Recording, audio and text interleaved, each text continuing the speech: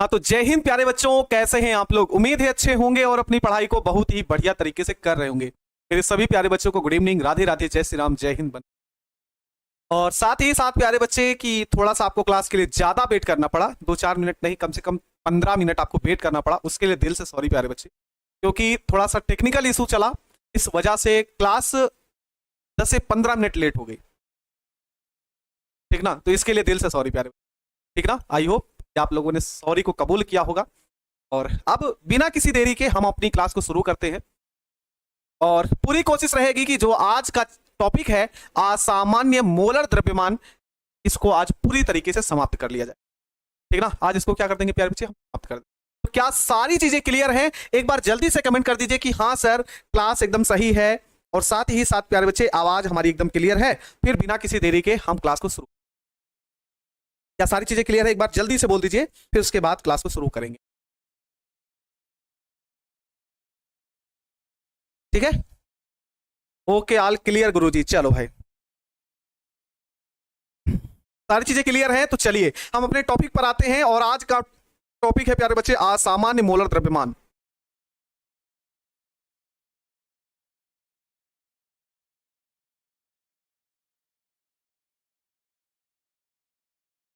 Heading लिखिएगा सभी प्यारे बच्चे,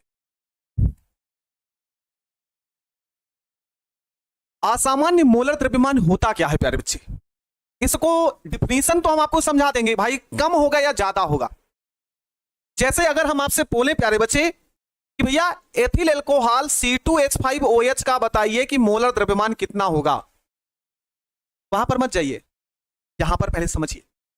ठीक है, हमने आपसे कहा प्यारे बच्चे C2H5OH का मोलर द्रव्यमान कितना होगा, तो काफी बच्चे हमसे कहेंगे सर इसका जो मोलर द्रव्यमान आएगा वो एग्जैक्ट वैल्यू आएगा 46।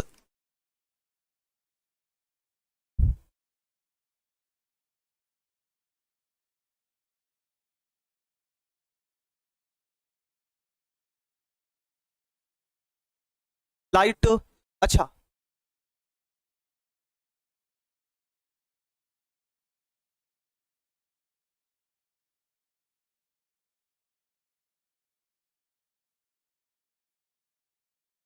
क्लियर है प्यारे बच्चे। चलो तो यहां पर 46 होता है, लेकिन प्यारे बच्चों यदि हम इन्हीं सब में, ठीक ना, इन सब में प्यारे बच्चे जैसे 46 आया एथिल एल्कोहल का, क्या प्यारे बच्चे मोलर द्रव्यमान अणुभार 46 आया, लेकिन प्यारे बच्चे इसमें कभी हम आवाष्पशील पदार्थ जब मिला देते हैं, क्या मिला देते हैं प्यारे बच्चे, आवाष्पशील पदार्थ मिला देते हैं, जैसे नमक हो गया, चीनी हो गया, ग्लूकोज हो गया, इन सब सारी चीजों को अगर हम इसमें मिला देते हैं तो इनके द्रव्यमान में या तो कमी होती है या तो वृद्धि होती है। अर्थात ये जो 46 मान आ रहा है, इस 46 मान में या तो कमी होगी या फिर वृद्धि होगी। अगर ऐसा होता है, अगर ऐसा होगा तो उसी को प्यारे बच्चे हम क्या बोलेंगे, असामान्य मोलर द्रव्यमान। क्या बोलेंगे प्यारे बच्चे, असामान्य मोलर द्रव्यमान। क्या आपको क्लियर हुआ?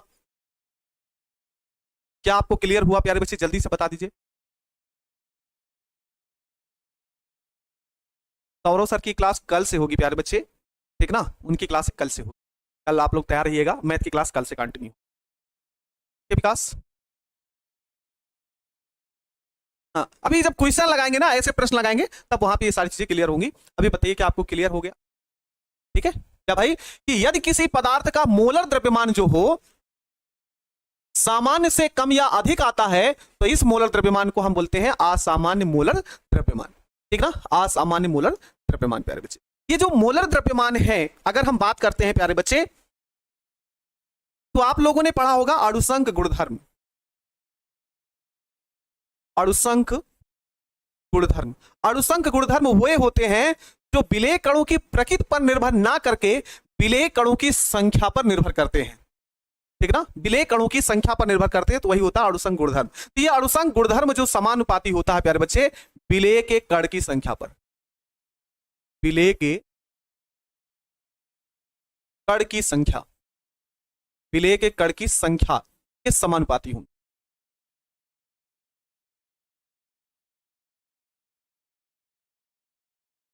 देखो प्यारे बच्चे, कैफ बहुत ज्यादा पीडीएफ नहीं लिखे हैं,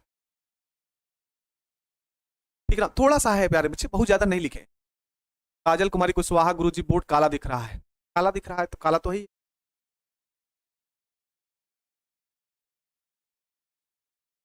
सारी चीजें क्लियर है ना भाई, बताइए सारी चीजें क्लियर है? आप एप्लीकेशन नहीं खुल रहा तो एप्लीकेशन से कमेंट कैसे कर रहे हैं? ठीक है।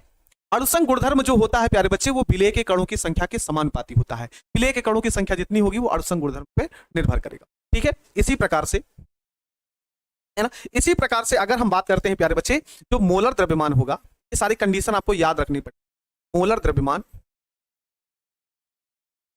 मोलर द्रव्यमान व्युत्क्रमानुपाती होता है प्यारे बच्चे 1 अणुसंग गुणधर्म के।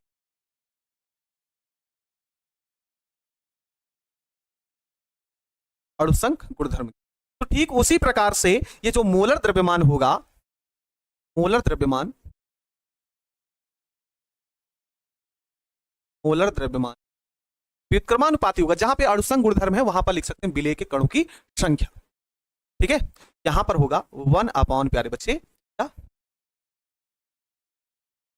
विलेय के कण की। ठीक है, ये कंडीशन रखेंगे। अर्थात प्यारे बच्चे, है ना, अर्थात प्यारे बच्चे भाई सारी चीजें तो क्लियर हैं, हम भी तो देख रहे हैं, सारी चीजें हम भी देख रहे हैं, वीडियो चल रहा है, सारी चीजें ठीक ना, सारी चीजें क्या भाई? अणुसंग गुणधर्म समानुपाती होता विलेय के कणों की संख्या पर। मोटी मोटी बात आपको पहले भी हमने बताया था, अणुसंग गुणधर्म क्या होते हैं। अणुसंग गुणधर्म विलेय की कणों की संख्या पर निर्भर ना करके, विलेय कणों की प्रकृति पर निर्भर ना करके विलेय कणों की संख्या पर निर्भर करते हैं। तो प्यारे बच्चे, अणुसंग गुणधर्म समानुपाती होगा विलेय के कण की संख्या पर। ठीक है, ठीक उसी प्रकार से जब हम आगे बढ़ेंगे तो मोलर द्रव्यमान जो होगा वो व्युत्क्रमानुपाती होगा अणुसंग गुणधर्म। तो जब यहां पर अणुसंग गुणधर्म है तो ये समानुपाती है, तो ये भी विलेय के कणों की संख्या के हो जाएगा। ठीक है, यहां पर तो मोलर द्रव्यमान जो होगा प्यारे बच्चे, वह होगा विलेय के कण की संख्या के व्युत्क्रमानुपाती, ये होगा। ठीक है ना, तो प्यारे बच्चे यद्यपि मोलर द्रव्यमान, यहां पर ब्रैकेट में लिख लेंगे,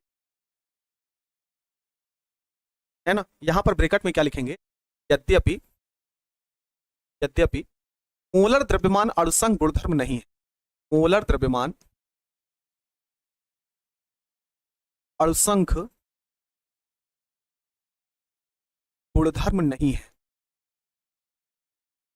नहीं है, किंतु किंतु विलेय कण की संख्या पर निर्भर करता, विलेय कण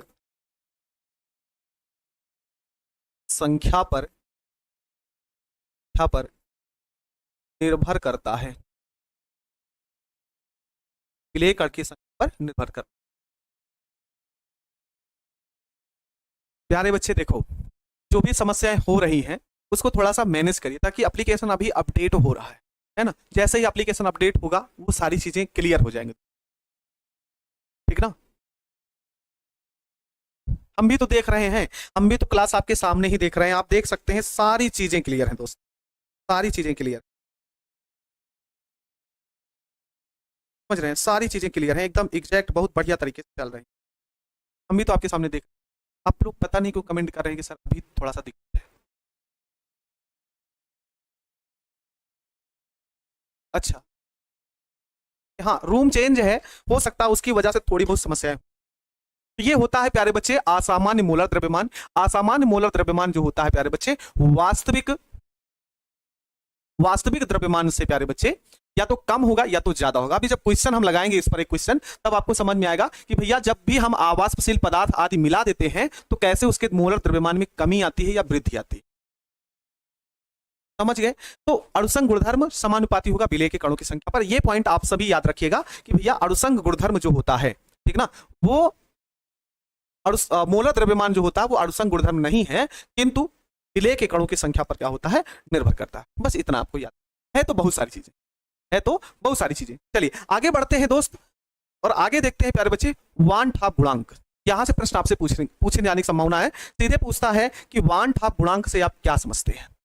ठीक है, ध्यान सुनिए, ध्यान सुनिए क्या बोल रहे हैं प्यारे बच्चे। वान ठाप गुणांक क्या है? तो वान ठाप गुणांक क्या होगा प्यारे बच्चे, किसी पदार्थ के विलयन के अणुसंख गुणधर्म के प्रेक्षित मान तथा समान सांद्रता के वैद्युत अनवघट के लिए अणुसंख्य गुण का परिकलित मान का जो अनुपात होता है उसी को हम बोलते हैं वान हाफ गुणांक। इसी को हम किससे प्रदर्शित करते हैं प्यारे बच्चे? स्मॉल आई से प्रदर्शित। अब थोड़ी देर बात को समझो, यहां पर दो मान लिखे गए हैं, है ना। यहां पर हमने दो मान लिखा है, एक लिखा है प्रेक्षित मान और एक लिखा है परिकलित मान। परिकलित मान वह मान होता है प्यारे बच्चे जब हम किसी विलयन में आवासशील पदार्थ मिलाने पर, जैसे चीनी, ग्लूकोज, है ना, नमक आदि मिलाने पर उसके मान में परिवर्तन होता है, या तो कम होता है या तो फिर ज्यादा होता है, ठीक ना, वो आपका परिकलित मान होता है। प्रेक्षित मान या सैद्धांतिक मान जो होता है, जैसे आपसे कहा जाए भैया प्रेक्षित मान, जैसे C2H5OH, अगर मोलर द्रव्यमान निकालें तो 46 ही आएगा, 46 ही आएगा, इससे ना तो कम ना तो ज्यादा, 46 एग्जैक्ट आएगा, ठीक ना। तो ये हमेशा सैद्धांतिक है। ये आज हम आपको मोलर द्रव्यमान निकाल कर बताएं C2H5OH का कितना है, 46 है, या कल भी बताएंगे, परसों बताएंगे, आने वाले समय में जब भी आप हमसे मिलेंगे कि प्यारे बच्चे बताओ C2H5OH का मोलर द्रव्यमान कितना होगा, तो 46 होगा। तो यह है प्रेक्षित मान, यह है सैद्धांतिक मान। लेकिन परिकलित मान क्या होता है? जब हम इस किसी विलयन में आवासशील पदार्थ मिलाते हैं तो उसका जो मोलर द्रव्यमान होता है उसमें कमी होती है या तो वृद्धि होती है, तो उसी को प्यारे बच्चे हम परिकलित मान कहते हैं।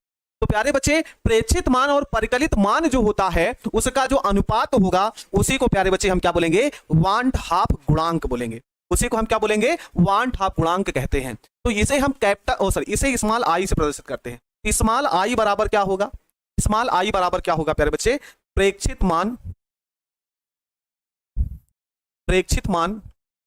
पूरे का बटा प्यारे बच्चे परिकलित मान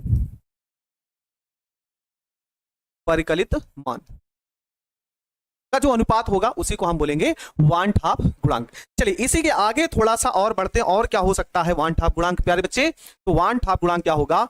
वियोजन या संयोजन के बाद कुल कणों की संख्या। वियोजन या संयोजन के बाद कुल कणों की संख्या, कुल कणों की संख्या पूरे का बटा प्यारे बच्चों वियोजन या संयोजन के पूर्व कुल कणों की संख्या, कुल कणों की संख्या, यही होता है प्यारे बच्चे वान हाफ गुणांक। परिकलित मान अर्थात मापा गया मान, बिल्कुल भाई, ठीक है ना। परिकलित मान विपिन कुमार प्यारे बच्चे क्या है? मिथिलेश यहां रुक गया है यार, चल तो रहा है सारी चीजें।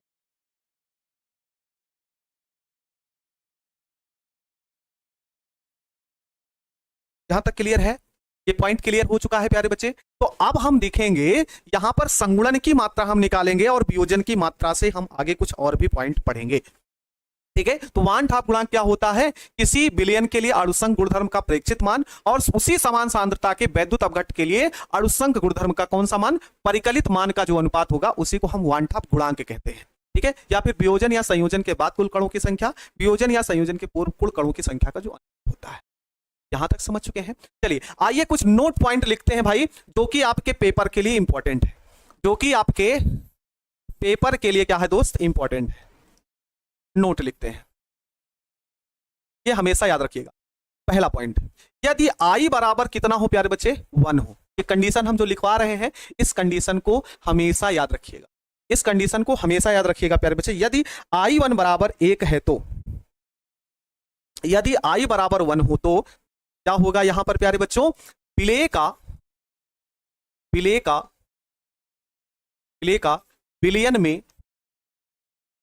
विलयन में ना संगुणन होगा,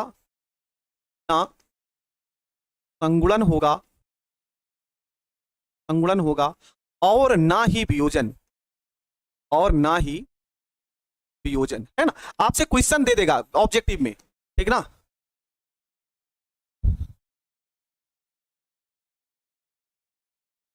ना ही संगुणन होगा और ना ही वियोजन, ठीक है। यदि आई बराबर 1 दे दिया। हाँ 500 वाला नोट,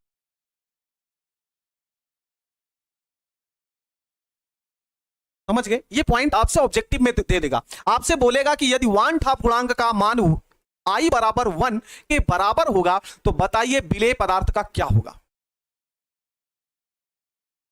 ठीक है, क्या होगा? ठीक है, तो यदि i बराबर 1 होगा तो विलेय पदार्थ का विलयन में ना तो संगुणन होगा ना तो वियोजन होगा, अर्थात वह तो ना तो टूटेगा और ना ही आपस में जुड़ेगा। ठीक ना? अभी बताते हैं संगुणन क्या है, वियोजन क्या है। संगुणन मीन्स जुड़ना और वियोजन मीन्स टूटना। अभी दोनों कॉन्सेप्ट हम आपको बताएंगे, संगुणन क्या होता है, वियोजन क्या होता है। ठीक है, चलिए दूसरा पॉइंट हम लोग देखते हैं। यदि सेकेंड पॉइंट देखते हैं, आई का मान यदि 1 से बड़ा हो, आपसे क्वेश्चन पूछेगा यदि 1/2 गुणांक का मान 1 से क्या है, बड़ा हो प्यारे बच्चे। यदि 1 से मान बड़ा होगा तो क्या होगा? तो विलेय का विलयन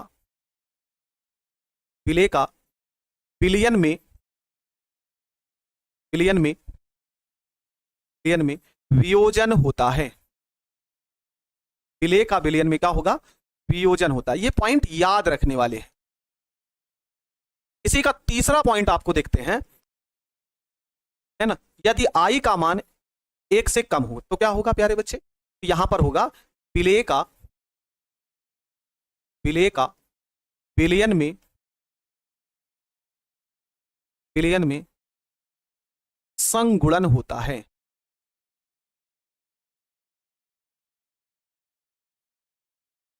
विलेय का विलयन में क्या होगा? संगुणन होगा। ये पॉइंट आपके लिए इंपॉर्टेंट है, इस तीनों पॉइंट को आपको याद रखना होगा। अरे काहे लिए रट लगा लेते हैं कि संगुणन क्या है वियोजन क्या है, बताए तो भाई। संगुणन का मतलब टूटना, सॉरी, संगुणन का मतलब जुड़ना और वियोजन मीन टूटना। अभी उसको हम बताएंगे। आई क्या है? आई है प्यारे बच्चे 1/2 गुणांक प्रदर्शित करने का चिन्ह है ना। 1/2 गुणांक प्रदर्शित करने का चिन्ह है। इसे हम किससे प्रदर्शित करते हैं? आई से प्रदर्शित। आपको यहां तक सारी बातें क्लियर हो चुकी हैं? अब हम क्या यहां तक आपको सारी बातें क्लियर हो चुकी हैं? हाँ, आज ये चैप्टर एंड हो जाएगा शिवम, ठीक ना। हाँ प्रीति चौहान सर, आप मेरा डाउट क्लियर क्यों नहीं करते, बताओ ना भाई। प्रेक्षित जो भी सैद्धांतिक है ना, सैद्धांतिक मान जो होता है प्यारे बच्चे, क्लियर है। संगुणन क्या है? चलिए आगे हम निकालते हैं संगुणन की मात्रा।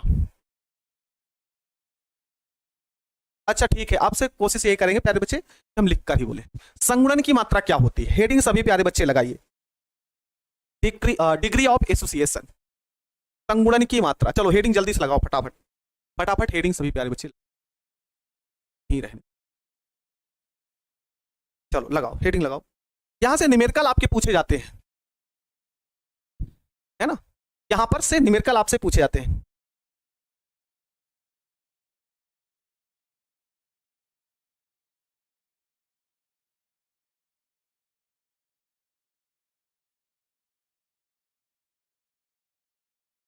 चलिए देखते हैं, ठीक है प्यारे बच्चे।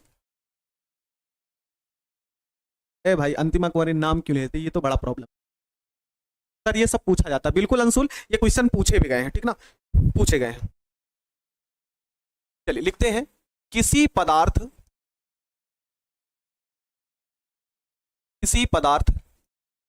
के कुल अणुओं, किसी पदार्थ के कुल अणुओं में साम्य,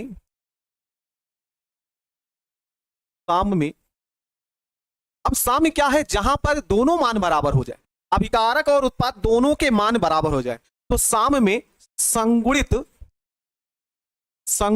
अब संगुणित का मतलब अगर आपको नहीं समझ में आ रहा तो हम यहां पर लिख देते हैं जुड़ना, ठीक ना। संगुणित का अगर आपको अर्थ नहीं पता है तो इसका मतलब क्या होता है? जुड़ना। संगुणित अणुओं की संख्या,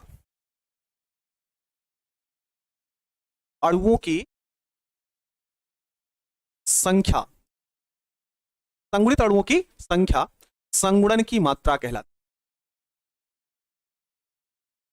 संगुणन की मात्रा कहलाती।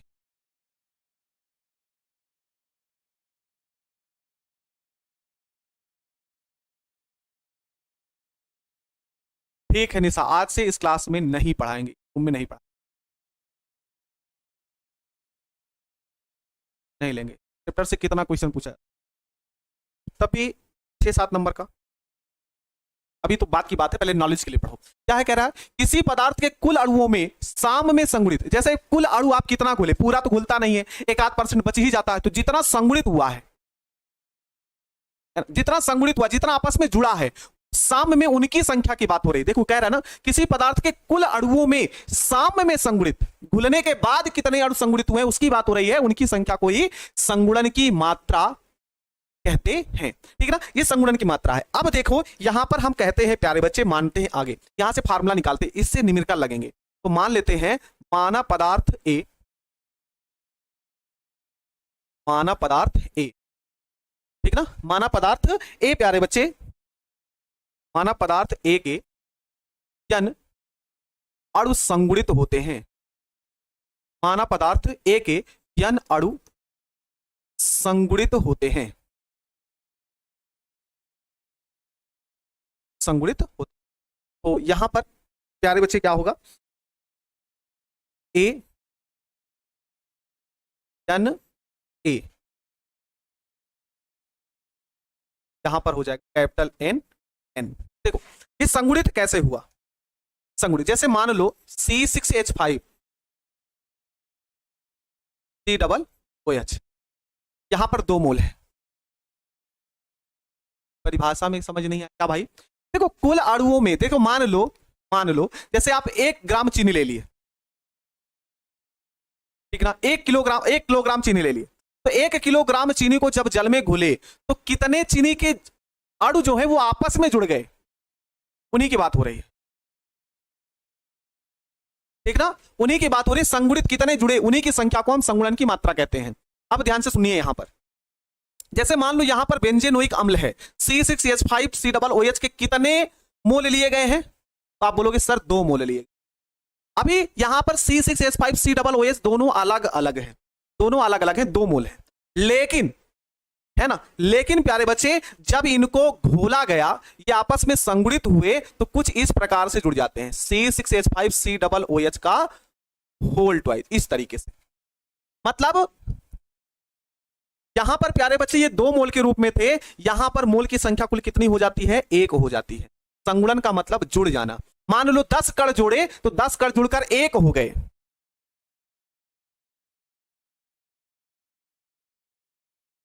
ठीक है। C6H5 COOH बेंजोनोइक अम्ल है, बेंजोइक अम्ल है, ठीक है। तो ये जब भी जुड़ेंगे तो आपस में जुड़ गए, तो जो कण बहुत ज्यादा है वो आप क्या होंगे, कम होंगे, ठीक है। विकास मौर्य ध्यान से सुनो प्यारे बच्चे, ठीक है ना, ये आपका होता है। तो वैसे यहां पर प्यारे बच्चे हमने यहां पर पदार्थ ए के n मोल लिए हैं, पदार्थ के कितने मोल लिए हैं, n मोल लिए हैं, तो यहां पर ये कितने हो गए, a n, मतलब जुड़ गया, है ना, कम हो गया ऐसे। हाँ ये समझिए प्यारे। तो अब आगे देखिए, तो यहां पर क्या होगा, प्रारंभ में मान लेते हैं प्यारे बच्चे इसका कितना मोल है, 1 मोल। तो प्रारंभ में अभी कोई क्रिया हुई नहीं है, तो कितना संगुणित हुआ है, 0 संगुणित हुआ है। अरे भाई समझिए तो, प्रीति प्यारी बच्ची समझो तो, ठीक है, समझो तो। क्या हो गया, प्रारंभ में इसके 1 मोल है तो ये कितने हैं, 0। लेकिन साम्य पर बात करें प्यारे बच्चों, साम्य पर, तो साम्य पर हम बात करते हैं तो इससे कुछ अलग होकर ये बन रहा है, इससे चेंज होकर ये बन रहा है। तो मान लेते हैं यहां पर 1 माइनस अल्फा है, 1 माइनस क्या है प्यारे बच्चे, अल्फा है। तो यहां से अल्फा निकल रहा है, तो यहां पर अल्फा बाई कितना हो जाएगा, n हो जाएगा। इस लाइन को समझो, इस लाइन को समझो प्यारे बच्चे। मान लो प्यारे बच्चे यहां पर जैसे C6H5 COOH है, C6H5 COOH था, तो यहां पर इसके 2 मोल थे, लेकिन जब ये संगुणित हुआ तो ये डाइमर बनाता है, अर्थात C6H5 COOH का होल ट्वाइस बनाता है, ये तो बनाता है। तो यहां पर इस बेंजेनोइक अम्ल के 2 मोल थे, लेकिन यहां पर कितने हो गए, 1 हो गए। यहां पर 2 था प्यारे बच्चे, यहां पर 1, या फिर ऐसा समझो यहां पर 10 था तो यहां पर कितना होगा, तो 5 ही तो होगा, आधा होगा कि नहीं होगा।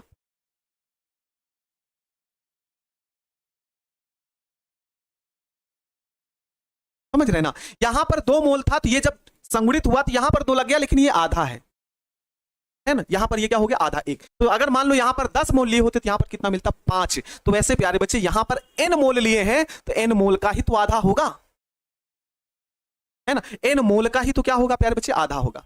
ठीक है, देखो एक कुछ बच्चे पूछ रहे हैं कि अल्फा क्या है, तो अल्फा प्यारे बच्चे यहां पर आप ए बी सी डी लिख सकते हो। हमने यहां पर अल्फा लिखा क्योंकि ज्यादातर वियोजन और संगुणन के लिए अल्फा अचर राशि का प्रयोग करते हैं। संध्या पूछ रहे 10 क्यों नहीं होगा, अरे प्यारे बच्चे वो जुड़ रहा है ना, अलग थोड़ी हो रहा है,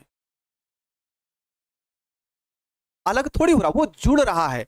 कम जब जुड़ेगा, जैसे 10 आप 10 कण डाले और वो जुड़ना है तो 10 के बजाय वो 15 थोड़ी होगा, 10 थोड़ी होगा, वो कम होगा, जुड़ जाएगा। ठीक है, तो यहां पर अल्फा लिखे हैं तो आप ए बी सी डी लिख सकते हैं, कोई भी लिख सकते हैं। तो मान लेते हो एक में से अल्फा निकल गया, आप बोल सकते हैं एक में से ए निकल गया, या फिर आप बोल सकते हैं ए में से बी, एक में से बी निकल गया, ऐसा भी बोल सकते हैं।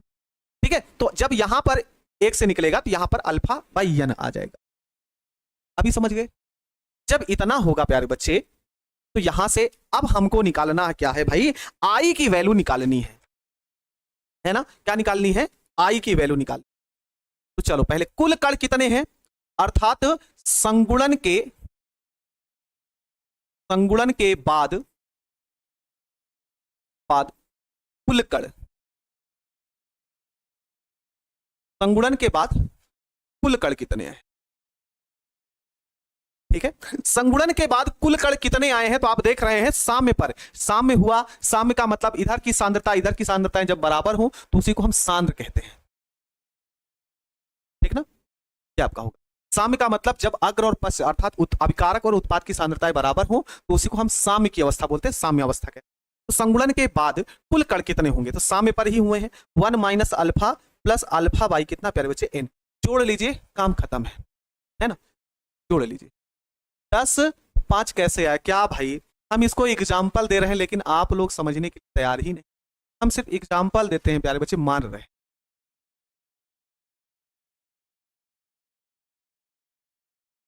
हम सिर्फ एग्जाम्पल दिए कि भाई वहां पर 10 मान लीजिए है, जैसे यहां पर प्यारे बच्चे n मूल्य लिए हैं तो यहां पर आधा मिल रहा है, उधर C6 C6H5 C OH लिए हैं, इधर 2 मूल्य लिए थे तो 1 मूल्य मिला था, आधा हो जाता है। ठीक उसी प्रकार से वो हम आपको बताएं। ठीक है ना, ये पॉइंट होता है। तो संगुणन के बाद कुल कण इतने आ जाते हैं, सबको जोड़ लीजिए, 1 minus alpha plus alpha by n. कुछ चीजें ऐसी होती हैं दोस्त जहां पर आपको इमेजिन करना होता है और समझना पड़ता है। अब एक पूछ रहे हैं C6H5 COOH का फुल फॉर्म बताइए। अब एक बात बताओ दोस्त, ऐसे क्वेश्चन पूछने से पहले ये समझते हो कि इसका फुल फॉर्म किसी से पूछिए। Na क्या है, इतनी देर से आपके गुरुजी बोल रहे हैं Na क्या है, आपको नहीं बताए। यहां पर लिखा है कि माना पदार्थ ए के n अणु संगुणित होते हैं, n संख्या है, n के स्थान पे 2 4 5 6 कुछ भी हो सकता है। आप ये पूछ रहे हैं कि Na कहां से आया। एक बच्चा पूछ रहा है C6H5 COOH का फुल फॉर्म बताइए, आप कैसे पढ़ेंगे जी। हा?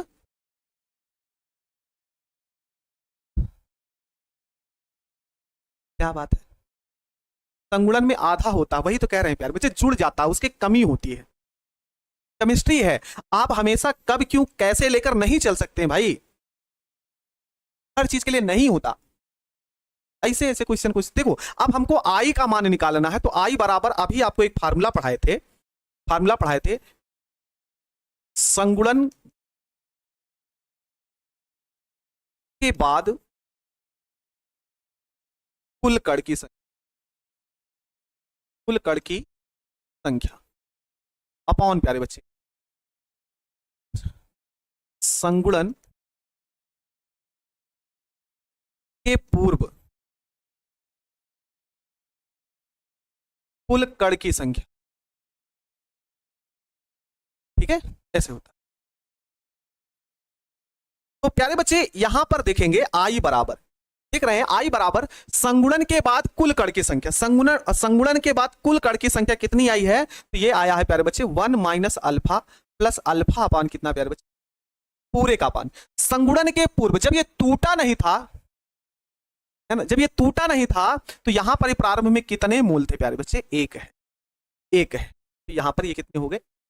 इसी को बस सॉल्व करना है और अल्फा का मान निकालना है। अल्फा आपको वियोजन और संयोजन की मात्रा को रिप्रेजेंट करता है, आप अल्फा के स्थान पर कुछ भी मान सकते हैं, बस ये समझिए कि वो संगुणन है या वियोजन है। ठीक है ना, तो यहां पर आई बराबर 1 माइनस अल्फा प्लस अल्फा, हो गया।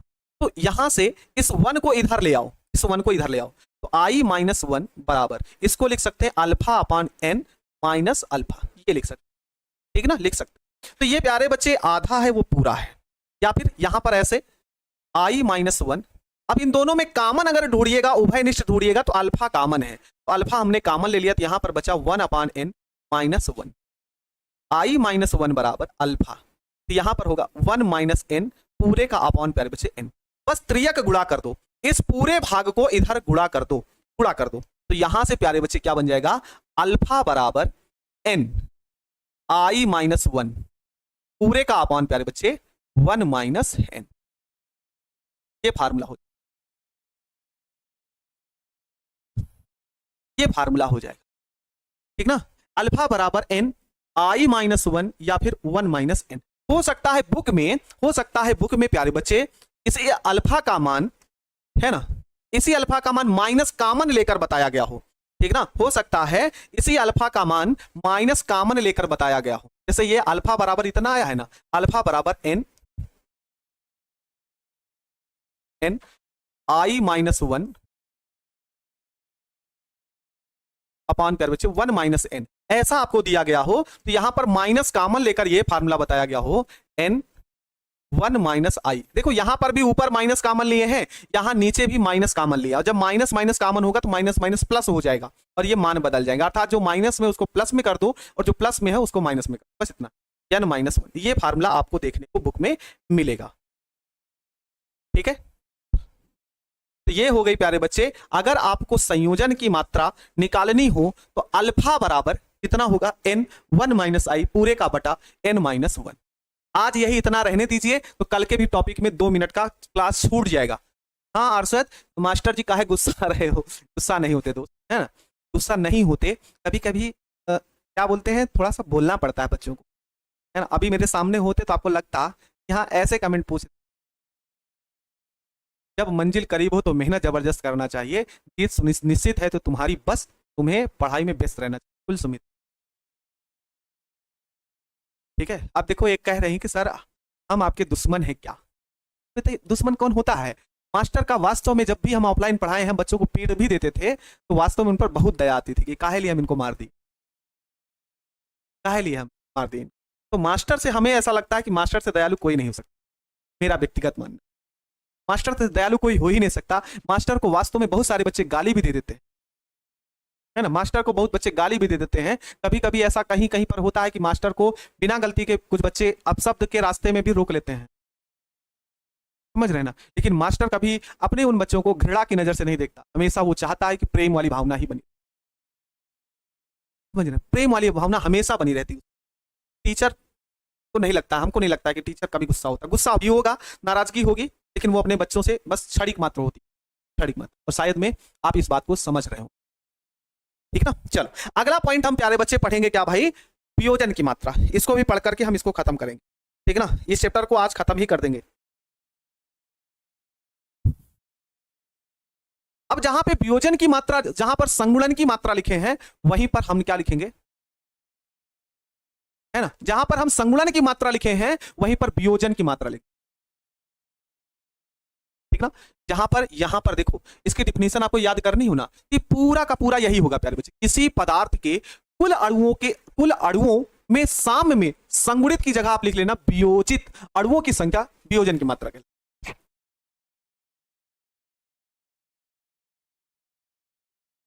ठीक है ना, ये आपका होगा। तो जहां पर संगुणित है वहीं पर क्या हो जाएगा प्यारे बच्चे, वियोजित हो जाएगा। तो किसी पदार्थ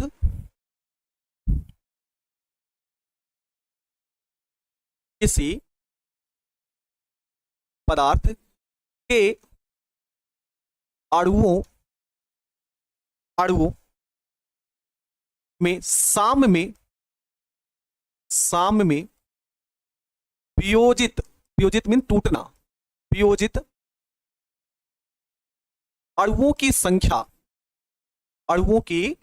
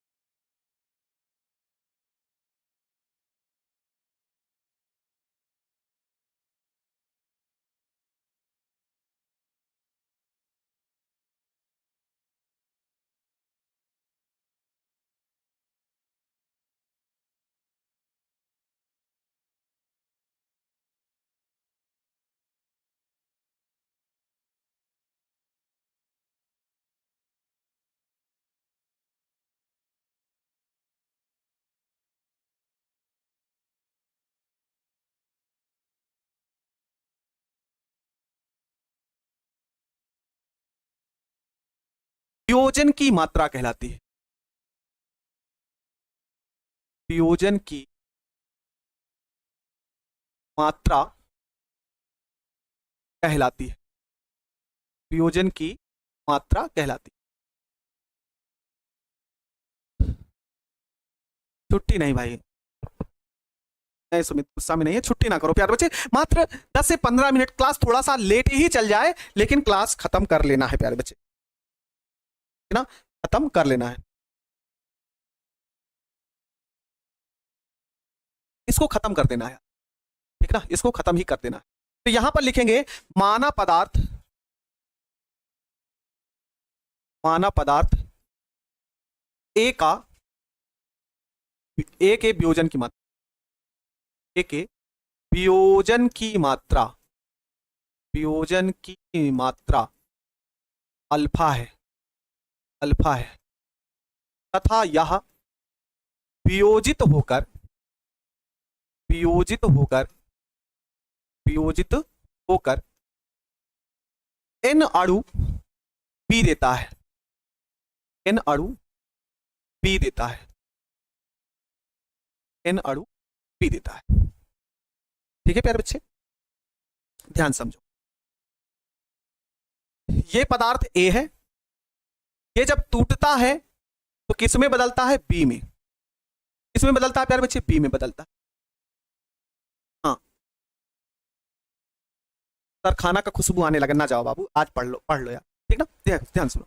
पदार्थ ए की वियोजन की मात्रा, अर्थात ए जब टूटेगा तो अल्फा ही वियोजित होगा, अल्फा ही टूटेगा। अब जिसको अल्फा से दिक्कत हो अपना नाम लिख लेना, A B C D F G कुछ भी लिख लेना, लिख लेना, लेकिन इतना ही मात्रा में टूटेगा, इतना ही मात्रा में वियोजित होगा, और वियोजित होकर एन अल्फा अर्थात एन अणु क्या देगा, बी देगा, बी बनाएगा। तो प्रारंभ में हम मान लेंगे प्यारे बच्चे, प्रारंभ में ये 1 है, ये कितना हो गया, 0।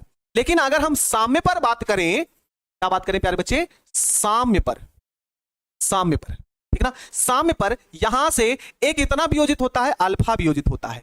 तो भैया जब ये वियोजित होकर अल्फा बनाएगा तो कितना अणु बना रहा है, एन अल्फा, कितना टूट रहा है, एन, बी का कितना बन रहा है, एन, तो अल्फा तो टूटेगा, तो अल्फा तो अलग हुआ, लेकिन एन हुआ, एन अल्फा हो जाएगा, बस बस ये लिखना था, एन अल्फा हो गया। भैया ये सब क्वेश्चन एग्जाम में पूछता है, हाँ अंकुश क्वेश्चन पूछ सकता है प्यारे बच्चे, न्यूमेरिकल पूछ सकता है, ठीक ना। तो चलो अब लिखते हैं, वियोजन के बाद, वियोजन के बाद कुल कण, वियोजन के बाद कुल कण कितने होंगे, ये होगा बाबू 1 minus alpha plus n alpha, ठीक ना। वियोजन के बाद कुल कण जो होंगे 1 minus alpha plus n alpha होगा। बस आई का मान आपको निकालना है, किसका मान निकालना है, आई का मान। आई बराबर क्या होगा, वियोजन के बाद कुल कणों की संख्या, वियोजन के बाद कुल कणों की संख्या पूरे का बटा वियोजन के पूर्व कुल कणों की संख्या, वियोजन के पूर्व कुल कणों की संख्या, कुल कणों की संख्या, बस सबकी वैल्यू पुट कर दीजिएगा, काम खत्म है। आई बराबर वियोजन के बाद कुल कणों की संख्या आई है प्यारे बच्चे 1 minus alpha plus n alpha. वियोजन के पूर्व कुल कण कितने हैं, तो 1 है, कितने प्यारे बच्चे, 1 है। बस इसी को सॉल्व कर लीजिए, तो आई बराबर यहां पर होगा 1 minus alpha plus n alpha. इस 1 को इधर पक्षांतर कर दीजिए, तो आई माइनस 1 बराबर यहां पर बचेगा एन अल्फा माइनस अल्फा। तो आई माइनस 1 बराबर, अल्फा कामन है तो कामन ले लीजिए, तो यहां पर बचेगा 1 माइनस। अब इस वाले पूरे भाग को n माइनस 1 को इधर भेज दो, n माइनस 1 को इधर भेज दो, तो यहां पर क्या आएगा, अल्फा बराबर, अल्फा बराबर क्या हो जाएगा, आई माइनस 1 पूरे का अपान प्यारे बच्चे n माइनस 1। ये फार्मूला बन जाए, ठीक ना, ये फार्मूला बन जाएगा, ठीक है, ये फार्मूला बन जाएगा। तो ये आपके लिए किसके लिए फार्मूला हो जाएगा प्यारे बच्चे, ये फार्मूला हो जाएगा वियोजन की मात्रा ज्ञात कर, अल्फा बराबर आई माइनस 1 अपान प्यारे बच्चे n माइनस 1, ये फार्मूला बन जाए,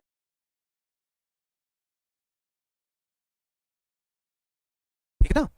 हो सकता है प्यारे बच्चे यहां पर माइनस कॉमन ले लिया गया हो, हो सकता है क्या प्यारे बच्चे माइनस कॉमन ले लिया गया हो, तो बुक में अल्फा बराबर 1 माइनस आई अपॉन प्यारे बच्चे 1 माइनस एन ये मान आपको दिया गया हो, तो उससे कोई दिक्कत नहीं होनी चाहिए आप, इससे कोई दिक्कत नहीं होनी चाहिए। एक और आई का गुणा नहीं भाई, कहां गुणा होगा भाई, एक और आई एक संख्या में किसी का गुणा कर दीजिए, कोई परिवर्तन नहीं होगा, कोई भी परिवर्तन नहीं होगा, है ना। जो कह रहे हो एक का गुणा, तो एक का गुणा करो, कोई दिक्कत नहीं होगी। ये तो हो गया प्यारे बच्चे वियोजन की मात्रा संयोजन की मात्रा ज्ञात करने का फार्मूला। अब हम नोट में आप लोग लिखेंगे, नोट में लिखेंगे, देखो एक फार्मूला आप लोगों ने पढ़ा है P naught minus P upon प्यारे बच्चे पी नॉट बराबर n upon n plus capital. जब ऐसे फार्मूलों में वांट आप गुणांक की बात करें, वांट आप गुणांक हो, तो आपको कुछ नहीं करना प्यारे बच्चे, आई से मल्टीप्लाई कर देना, क्योंकि वाष्प दाब का अपेक्षिक अवनमन, क्वथनांक में उन्नयन, हिमांक में अवनमन, पराशर दाब, ये सब के सब क्या है, अणुसंख गुणधर्म है। तो अणुसंख गुणधर्म वांट आप गुणांक से रिलेट करता है, तो कुछ नहीं करना, उसके फार्मूले में क्या लगा देना, आई से गुणा कर देना, तो एक नया फार्मूला बनकर क्या हो जाएगा, तैयार हो जाएगा। ये तो पहला फार्मूला। दूसरा फार्मूला डेल्टा टी बी बराबर क्वथनांक उन्नयन बराबर के बी गुणे मूललता। आप लोगों ने ये वाला भी फार्मूला पढ़ा होगा, तो कुछ नहीं करना, यहां पर किससे मल्टीप्लाई करना प्यारे बच्चे, आई से आपको सिर्फ और सिर्फ गुणा करना, ये दूसरा फार्मूला बन जाएगा। ठीक इसी प्रकार से तीसरा फार्मूला जो बनेगा, हिमांक अवनमन का डेल्टा टी एफ बराबर के एफ गुणे मूललता। अब मूललता का पूरा फार्मूला भी आप लोग लिख सकते हैं, कोई दिक्कत नहीं है, सिर्फ और सिर्फ यहां पर किससे मल्टीप्लाई करना है, आई से मल्टीप्लाई कर देना, तो एक नया फार्मूला फिर से बने। ठीक इसी प्रकार से इसका चौथा फार्मूला बात करते हैं पराशर दाब का, तो पाई बराबर आप लोगों ने पढ़ा है सी आर टी, ठीक ना। तो यहां पर किससे मल्टीप्लाई कर देना, आई से मल्टीप्लाई कर देना जब जरूरत पड़े फार्मूले में, ठीक है। सर क्वालिटी कम क्यों नहीं हो रहा, एप्लीकेशन अपडेट होगा तो सारी चीजें सही हो जाएंगी। अभी एप्लीकेशन पे पूरी तरीके से क्लियर नहीं हुआ है प्यारे बच्चे, क्या क्या सारी चीजें अभी अपडेट करना बाकी है, ठीक है।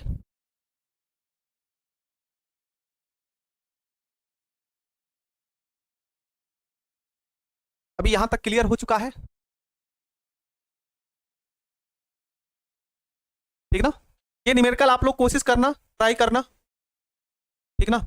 इस न्यूमेरिकल को आप लोग क्या करना, ट्राई करना, और फिर हम कोशिश ये करेंगे कि आपका इस सॉल्यूशन चैप्टर का प्यारे बच्चे एक बार पूरे न्यूमेरिकल का एक बार एक क्लास ले लें। अगर आप लोग कहेंगे, डिमांड हम क्लास में आपसे पूछेंगे कि क्या आपका न्यूमेरिकल का एक अलग सा क्लास ले, इसको एसडब्ल्यू के रूप में दे रहे हैं, लगाना हो तो लगाइएगा, एनसीईआरटी क्वेश्चन है ये, और है कोशिश करिएगा, नहीं आएगा तो हम इसको बताएंगे, नहीं तो अपने नोट्स में प्रोवाइड करा देंगे, नोट्स में लगा हुआ क्वेश्चन, ठीक है दोस्त। अगर न्यूमेरिकल में अभी भी समस्या होगी तो न्यूमेरिकल हम अलग से क्लास लेंगे, ठीक ना, अलग से क्लास हम जरूर लेंगे, ठीक है प्यारे बच्चे। इस क्वेश्चन के लिए परेशान मत होइएगा, अभी हिंदी के क्लास है, नहीं तो हम इसको बता भी देते, है ना, हिंदी की क्लास है, नहीं तो ये चैप्टर बता देते, लेकिन ये चैप्टर अब पूरी तरीके से खत्म हो गई, ये चैप्टर बिलियन वाला चैप्टर पूरी तरीके से क्या हो चुका है प्यारे बच्चे, समाप्त हो चुका है। तो इस क्वेश्चन को बताते, लेकिन क्लास हिंदी की है इसलिए नहीं, बाकी ये आप कोशिश करिएगा, लगाइएगा। अगर आप लोग कहिएगा कि न्यूमेरिकल एक क्लास और ले सर, अलग से स्पेशल क्लास लगाइए पूरे शुरू से लेकर अंत तक, तो हम एक क्लास लगा लेंगे, वहां से सारे चैप्टर क्लियर हो जाएंगे, सारे न्यूमेरिकल क्लियर हो जाएंगे, ठीक है दोस्त। ये पहली बात। और दूसरी बात प्यारे बच्चे, है ना, दूसरी बात प्यारे बच्चे, अगर अब दूसरा चैप्टर खत्म हो गया है, अगर आप लोग कहेंगे सर ऑर्गेनिक केमिस्ट्री का एक आध चैप्टर पढ़ा दीजिए, तो ऑर्गेनिक शुरू होगा, नहीं तो प्यारे बच्चे हम लोग कंटिन्यू तीसरा चैप्टर पढ़ेंगे, फिर चौथा, फिर पांचवा, क्योंकि जब भी आपका मंथली एग्जाम होगा तो सेकंड पेपर से नहीं डायरेक्ट पूछेगा, वो फर्स्ट पेपर से ही चलेगा, जैसे सॉलिड स्टेट, फिर सॉल्यूशन, फिर इलेक्ट्रोकेमिस्ट्री, फिर उसके बाद अगला चैप्टर सरफेस केमिस्ट्री, पृष्ठ रसायन, ऐसे चलेगा, ठीक है। तो किसी को कोई शिकवा शिकायत नहीं होनी चाहिए भाई, भले आप मुझे नहीं देख रहे हैं, है ना, भले आप मुझे नहीं देख रहे, लेकिन हम भी बोल रहे हैं भाई, शिकवा शिकायत कुछ नहीं। और क्लास थोड़ा सा लेट हो गई, इसलिए थोड़ा सा डिस्टर्बेंस बन जाता है, दिमाग इधर उधर काम करना कम हो जाता है, ठीक है ना।